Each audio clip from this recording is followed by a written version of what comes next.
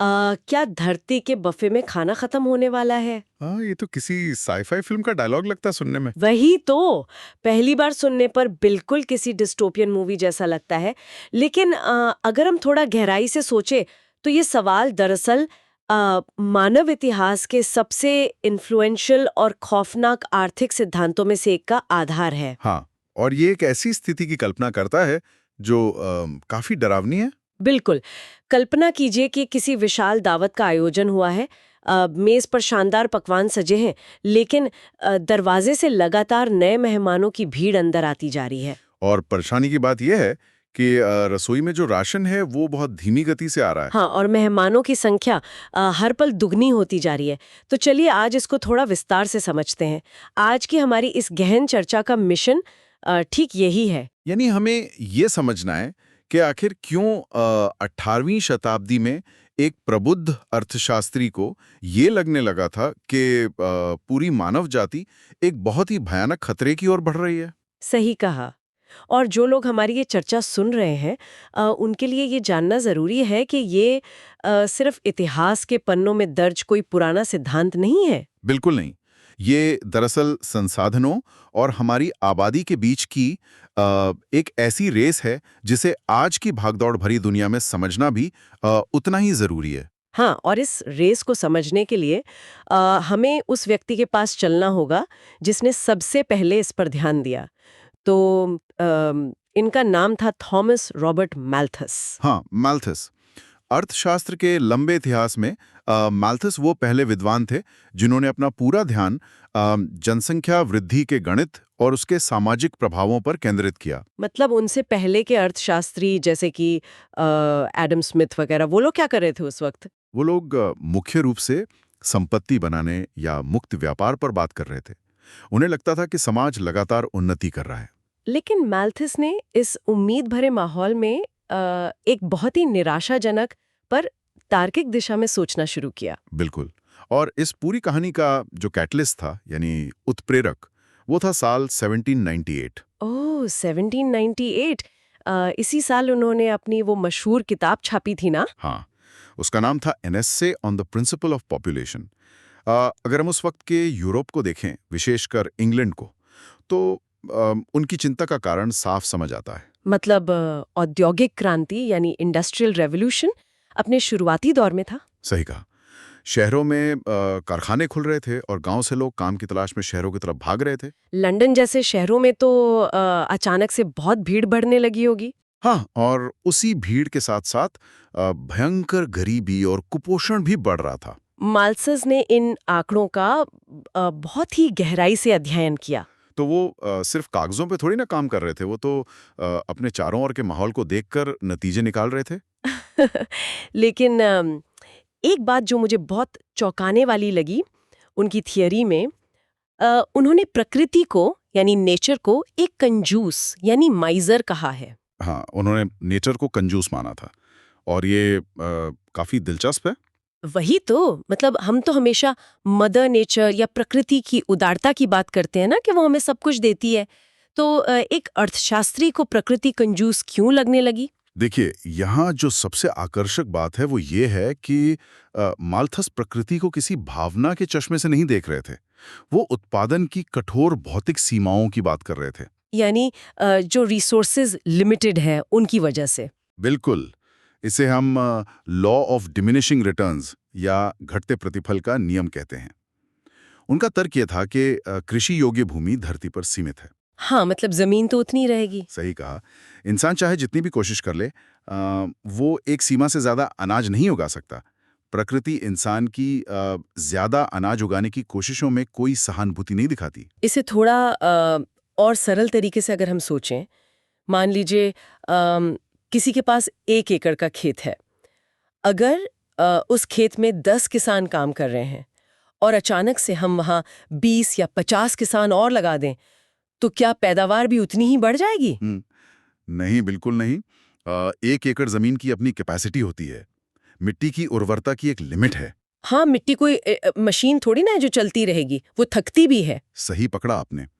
आप चाहे जितने मजदूर लगा दें, एक पॉइंट के बाद हर नया मजदूर जो अनाज पैदा करेगा उसकी मात्रा पहले वाले से कम होती जाएगी। और इसीलिए उन्होंने प्रकृति को कंजूस कहा, क्योंकि वो इंसान की बढ़ती आबादी देखकर अचानक अपना आकार दुगना नहीं कर देती। बिल्कुल, और वहीं से एक भयानक गणितीय असंतुलन पैदा होता है। यानी एक ऐसी दौड़ जिसमें एक धावक बिल्कुल सरपट दौड़ रहा है और दूसरा बस रेंग रहा है। ये तुलना बिल्कुल सटीक है। जो धावक रेंग रहा है वो है हमारी खाद्य आपूर्ति, यानी हमारा अनाज। जो कि धीरे धीरे बढ़ रहा है। हाँ, घटते प्रतिबल के नियम के कारण मैल्थस ने कहा कि भोजन की आपूर्ति केवल अंकगणितीय प्रगति यानी अरिथमेटिक प्रोग्रेशन से ही बढ़ सकती है। यानी 1, 2, 3, 4, 5 इस तरह से। सही कहा, हर चरण में बस एक निश्चित और सीमित मात्रा ही जुड़ती है। लेकिन दूसरी तरफ जो धावक सरपट भाग रहा है वो है मानव जनसंख्या। सोर्स के आंकड़ों को अगर हम देखें तो मैल्थस का मानना था कि आबादी ज्यामितीय प्रगति यानी जियोमेट्रिक प्रोग्रेशन से बढ़ती है। बिल्कुल, और ये ज्योमेट्रिक प्रोग्रेशन कैसा होता है? 1 से 2, 2 से 4, 4 से 8, 16, 32। ओह वाओ, ये तो मतलब एक ऐसा चक्कर है जो खुद पर ही गुना होता चला जाता है। हाँ, और उन्होंने ये भी नोटिस किया कि हर 25 साल में जनसंख्या के दुगने होने की प्रवृत्ति होती है। तो अगर खेती की जमीन सीमित है और अनाज उगाने की रफ्तार 1, 2, 3, 4 पर अटकी है, लेकिन लोग 2, 4, 8, 16 की रफ्तार से बढ़ रहे हैं, तो क्या इसका सीधा मतलब भुखमरी है? माल्थेस के अनुसार तो हाँ, बिल्कुल। इस गणितीय अंतर के कारण एक भयानक असंतुलन पैदा होता है। एक इम्बैलेंस बन जाता है। हाँ, जब जनसंख्या भोजन को पीछे छोड़ देती है तो कोई भी देश अपनी आबादी का पेट नहीं भर पाता, जिसका रिजल्ट भूखमरी और बड़े पैमाने पर कुपोषण होता है। क्या इंसानियत खुद पर नियंत्रण रख सकती है या फिर प्रकृति हमारे लिए ये काम करेगी? ये बहुत ही महत्वपूर्ण सवाल है। माल्थस ने इस असंतुलन को रोकने के लिए 2 तरह के नियंत्रण यानी चेक्स की बात की। चेक्स मतलब इसको बैलेंस करने के तरीके। हाँ, एक के निवारक नियंत्रण यानी प्रिवेंटिव चेक्स और दूसरे थे सकारात्मक नियंत्रण, जिनको हम पॉजिटिव या नेचुरल चेक्स कहते हैं। तो पहले इन मानव निर्मित यानी निवारक चेक्स पर बात करते हैं। माल्थस के मुताबिक इंसान क्या कर सकता था इसको रोकने के लिए? उनके पसंदीदा समाधान थे ब्रह्मचार्य यानी सेलिबसी और संयम। एब्स्टिनेंस। हाँ, और शादी में देरी करना या नैतिक संयम, जिसे वो मॉरल रेस्ट्रेंट कहते थे। लेकिन एक ऐतिहासिक तथ्य हमें यहाँ ध्यान में रखना चाहिए। 18वीं सदी में तो किसी भी तरह के आर्टिफिशियल कॉन्ट्रासेप्टिव्स या कृत्रिम गर्भनिरोधक थे ही नहीं ना? बिल्कुल नहीं थे, और इसीलिए माल्थस ने सिर्फ इन्हीं निवारक उपायों की बात की। वो चाहते थे कि लोग खुद अपनी समझदारी से आबादी को कंट्रोल करें। पर इंसान का स्वभाव देखते हुए सिर्फ नैतिक संयम से आबादी रोकना काफी मुश्किल लगता है। और वही हुआ।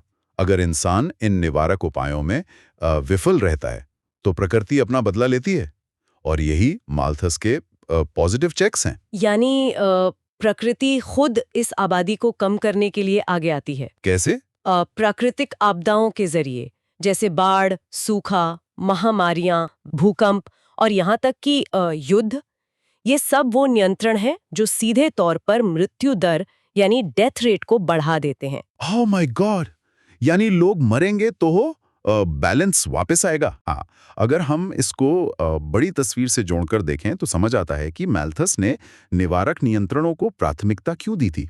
क्योंकि वो नहीं चाहते थे कि इंसानियत को प्रकृति के इन क्रूर प्रहारों का सामना करना पड़े। उनका मकसद डराना नहीं था, बल्कि बचाना था। बिल्कुल, वो बस ये वार्निंग दे रहे थे कि भाई अगर तुमने आबादी नहीं रोकी तो नेचर आकर बहुत ही भयानक तरीके से उसको रोकेगी। तो इस सब का आखिर क्या मतलब है? क्या उनकी ये इतनी डरावनी भविष्यवाणी सच साबित हुई? मतलब आज तो हम 8 बिलियन लोग हैं इस दुनिया में। यही तो सबसे बड़ा ट्विस्ट है। मैल्थस की भविष्यवाणी बिल्कुल सच नहीं हुई, और इसकी वजह है वो चीजें जो उन्होंने सोची ही नहीं थी। तो चलिए अब इस सिद्धांत की आलोचना पर यानी इसके मॉडर्न क्रिटिक पर आते हैं।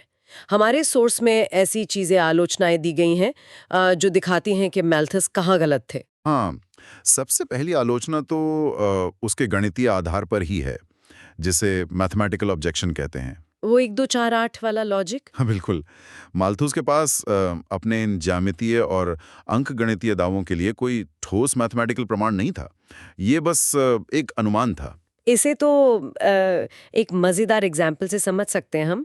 ये तो वैसा ही हो गया जैसे कोई भविष्य में भारी ट्रैफिक जैम की भविष्यवाणी कर दे, पर ये कंप्लीटली भूल जाए कि इंसान उड़ने वाली कारें भी तो बना सकता है। सही बात है। और यही हमारी दूसरी आलोचना है, तकनीक की अनदेखी। उन्होंने वैज्ञानिक नवाचार यानी साइंटिफिक इनोवेशन की ताकत को पूरी तरह नज़रअंदाज कर दिया। जैसे कि एग्रीकल्चरल रेवोल्यूशन। हाँ, और बाद में आई ग्रीन रेवोल्यूशन। इन चीज़ों ने खाद्य उत्पादन के तरीकों को पूरी तरह बदल दिया। आज हम कम ज़मीन में भी पहले से कई गुना ज़्यादा अनाज उगा सकते हैं। फेल हो गया क्योंकि टेक्नोलॉजी ने लिमिट बढ़ा दी। और तीसरी आलोचना अ, आर्थिक संकीर्णता की है ना। मतलब उन्होंने जनसंख्या को सिर्फ भोजन की खपत से जोड़ दिया। सही कहा। उन्हें लगा लोग बढ़ेंगे तो सिर्फ अनाज खाएंगे, लेकिन समाज तो कुल उत्पादन यानी टोटल प्रोडक्शन पर चलता है। अगर किसी देश के पास अनाज नहीं है तो वो फैक्ट्री में सामान बनाकर एक्सपोर्ट कर सकता है और उस पैसे से खाना खरीद सकता है। हाँ, मतलब सिर्फ खेती थोड़ी ना आर्थिक विकास का आधार है। चौथा पॉइंट भी काफी प्रैक्टिकल है, जन्म नियंत्रण के तरीके। बिल्कुल। मैल्थस के दौर में सिर्फ नैतिक संयम का ही ऑप्शन था, पर आज हमारे पास बर्थ कंट्रोल के मेडिकल और मॉडर्न तरीके हैं। तो आबादी बढ़ने की रफ्तार वैसे भी काबू में आ गई। और पांचवा पॉइंट जो मुझे सबसे जरूरी लगता है, श्रम बल के रूप में जनसंख्या। हाँ, मैल्थस सोचते थे कि आबादी हमेशा हानिकारक होती है। हर नया बच्चा मतलब एक नया पेट जिसे भरना है। लेकिन वो ये भूल गए कि उसके पास काम करने के लिए 2 हाथ और एक दिमाग भी तो है। सही पकड़ा। आबादी आर्थिक विकास और उत्पादन के लिए आवश्यक श्रम यानी लेबर भी प्रदान करती है। बात सिर्फ संख्या की नहीं है, बल्कि जनसंख्या की गुणवत्ता यानी क्वालिटी की भी होती है। हाँ, अगर पढ़ी लिखी और हेल्दी आबादी हो तो वो देश को फायदा ही पहुंचाएगी। पर छठी आलोचना क्या है? वो प्राकृतिक आपदाओं वाली। हाँ, मैल्थस का मानना था कि बाढ़ या भूकंप वहां आते हैं जहां आबादी ज्यादा होती है, जैसे प्रकृति बैलेंस बना रही हो। ये तो कोई सेंस नहीं बनाता। आपदाएं तो पहले आबादी गिनकर थोड़ी आती हैं। बिल्कुल। आपदाएं मानव नियंत्रण से बाहर की चीजें हैं और वो कम आबादी वाले देशों में भी आती हैं। इसलिए मैल्थस का ये तर्क कंप्लीटली गलत साबित हुआ। तो इस पूरी चर्चा के बाद हम कह सकते हैं कि ये एक ऐसा मास्टरपीस था जो गणित में भले ही गलत था, लेकिन अपनी अहमियत में बिल्कुल सही। हाँ, भले ही मैल्थस के आंकड़े या उनके समाधान पूरी तरह सटीक नहीं थे, लेकिन उन्होंने पूरी दुनिया और शोधकर्ताओं का ध्यान जनसंख्यिकी यानी डेमोग्राफिक्स की ओर खींचा।